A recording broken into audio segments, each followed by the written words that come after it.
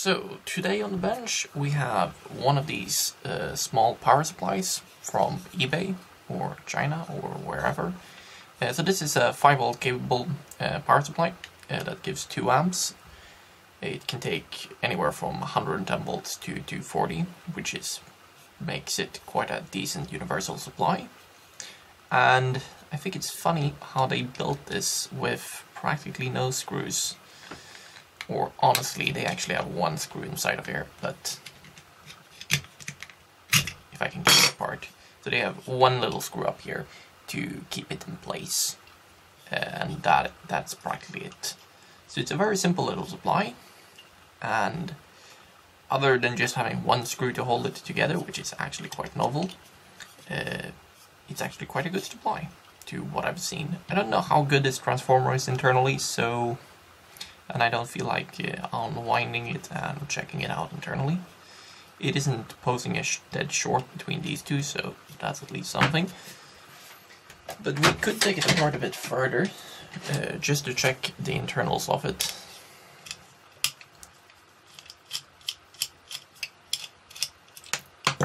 Because it isn't that hard to take apart. So internally inside of this, we have this very small board, and on the back side of it, we have practically all the solar, or practically all the tracks. It's a one-sided board, and they managed to use absolutely no jumpers. And practically this is a very simple product, because 90% of everything is inside of this one chip. The rest isn't really that interesting. So it's actually not too much of a surprise that they managed to build this actually quite neat little product quite easily. And I started wondering, like, okay, this is 5 volts output. I would actually like it to give like 10 volts or something, because I don't really care too much about 2 amps. Because I don't really need 2 amps. I'm having a small lighting project in mind where I'm going to string up a few LEDs, but 5 volts isn't much voltage to go on.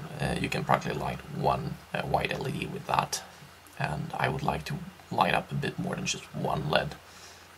Okay, you could plug them in parallel, but I rather have them in series for the application. So, but I looked at this supply because it's quite small and quite nice actually. I could use something like this instead, which is, well, a lot bigger. This is a 24 volt supply that's capable of 5 amps, and that is a bit bigger. But internally this is also quite a lot nicer if we actually open this, because this small supply here, as we can see, it practically has a bridge rectifier, it has an input fuse and a storage main filter cap, and that's it in terms of input. While this other one, if I can get it apart, is a bit better built.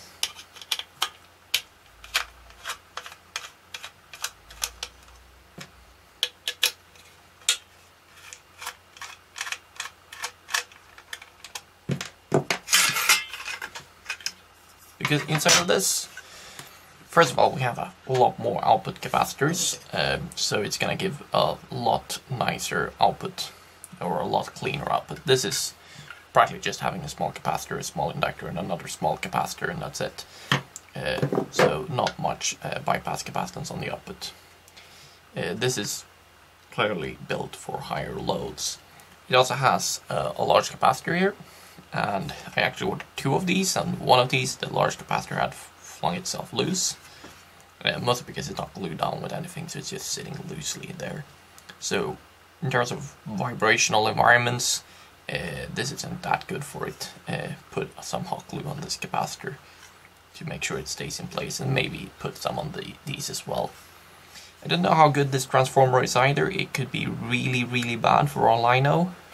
It doesn't measure a short from either side, so at least it's functional. It doesn't kill you directly, but that is with a multimeter, not with a mega or something. So really, I don't know how good you can trust this. But here's the interesting side with the supply. It actually has some overvoltage protection in form of some MOVs. It has an NTC thermistor here, or NTC inrush current limiting. It also has a small choke here, and also a couple of it has one filter capacitor, and then just a bridge rectifier before going into this large filter cap. But it's a much nicer design overall compared to the other one, but also it's a much physically larger device that also outputs more power, and also it has a higher price tag. So this is clearly better quality. But what I thought about this small one was, could we modify it so it could give out more voltage? And because this is also 110 volts capable, then it shouldn't be that hard, because living in Europe kind of has the added bonus of using 240 volts, or actually 230 in my case. So this transformer internally needs to be wound so that it can supply 5 volts at 110. So from that we can practically state that it should be capable of supplying 10 volts at 220, because the winding ratio inside of this should actually be capable of doing that.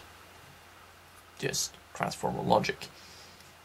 So from that point we could just try to figure out how the input or the feedback network works.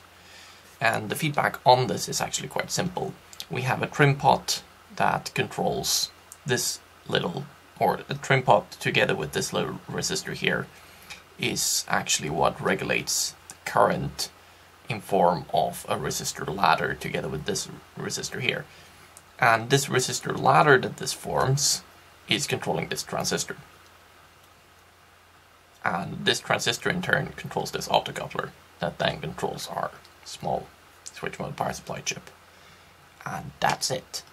So these two here, they actually form the part by the leg of our resistive divider to ground, while this one here is to the positive side. So if we would exchange this, which is a 1.5K, to, for example, a 2K resistor, then we would be capable of outputting higher voltages. So that's the gist of it. Quite simple, and what I did was I actually went and did that on another supply. I went and replaced that one resistor with a larger one. So this is a 2K resistor compared to the normal 1.5K. And I tested this out and it supplies like 8 volts, which is a bit better for my applications. I might actually go in and change that again for maybe a 2.5K or even a 3K and see if this can output a bit more voltage, just out of curiosity. Maybe even check what the highest voltage this can output even is. Do keep in mind these output filter caps are 16 volts rated, so if this is actually capable of going up into hundreds of volts, then these are gonna quickly complain. So, but otherwise it's a nice little supply, easy to take apart, easy to put together, and actually quite overall nicely built. And that's not often one finds.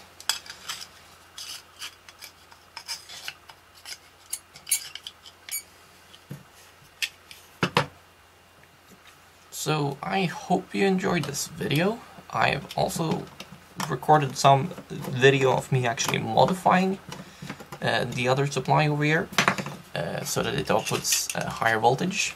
Technically it's just replacing transistor resistors, so it's not that interesting, but anyway, I hope you had a nice time watching this, and see you in the future, I hope.